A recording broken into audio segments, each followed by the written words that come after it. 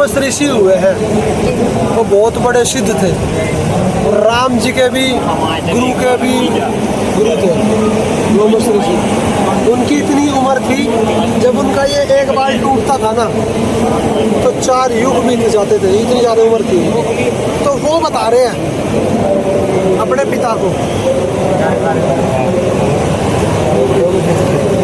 पिता चौपाई, पिताजी उनको बता रहे हैं कि तू व्रत कर, तेरे को भगवान मिलेगा। तो लोमस ऋषि अपने पिता को बता रहे हैं कि एकादशी करो तुम जाई, अर्ता से मुक्ति सहज में पाई। लोमस ऋषि के पिताजी कह रहे हैं उनको कि तुम एकादशी का व्रत करो, तुम्हें मुक्ति मिल जाएगी। तो लोमस ऋषि क्या कह रहे हैं कि मैंने व्रत किया था, लेकिन मुझे क्या मिला वो बता रहे हैं। सहस बरस एकादशी की ना, अंत जन्म माखी को लीना, कि मैंने 1000 साल तक एकादशी का व्रत किया तेल से।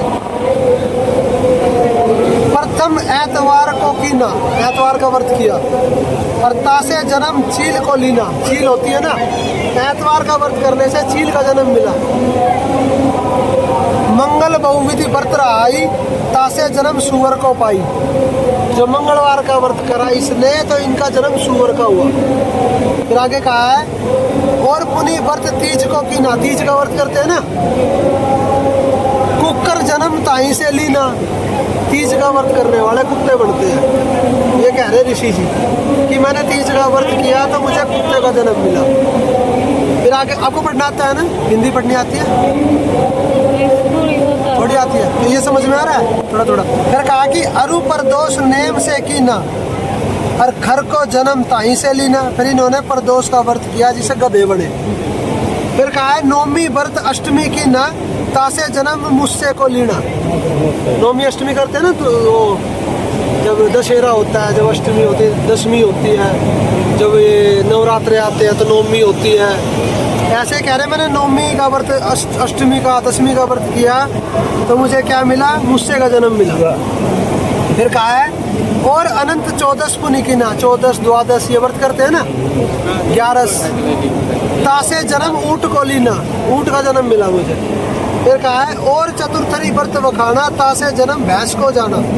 और व्रत करे झार बनाई, पुनि मुक्ति हमने नहीं पाई। कह रहे मैंने इतने सारे व्रत किए, मुझे मुक्ति नहीं मिली, कभी गधा, कभी कुत्ता, कभी कुछ।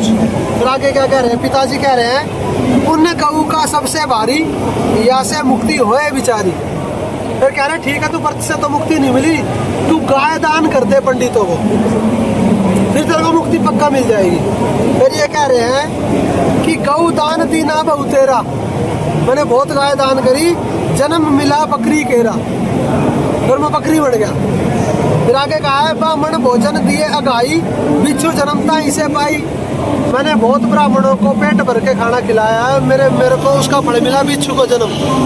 फिर आगे कहा है और अनेक पुण्य विधि की ना, जैसे जोनी जोनी दुख लेना, कभी कुत्ता, कभी गधा, कभी बैल, ये बढ़ता ही रहा मैं, जब तक मैं ये व्रत करता रहा। और जो तुम कही सभी हमकी ना, मुक्ति ना पाई रहो आदीना। हमेशा मैं परेशान ही रहा, जो आपने बताया मैंने सारे कर्म करा, मुक्ति नहीं हुई। फिर आगे कह रहे हैं तुलसी जी बता रहे हैं कि जब लोमस ऋषि की और उनके पिता की जब चर्चा चल रही थी ना, तो अंत में निष्कर्ष यह निकला कि संतों की शरण में जाओ, वो आपको मोक्ष का रास्ता बताएंगे।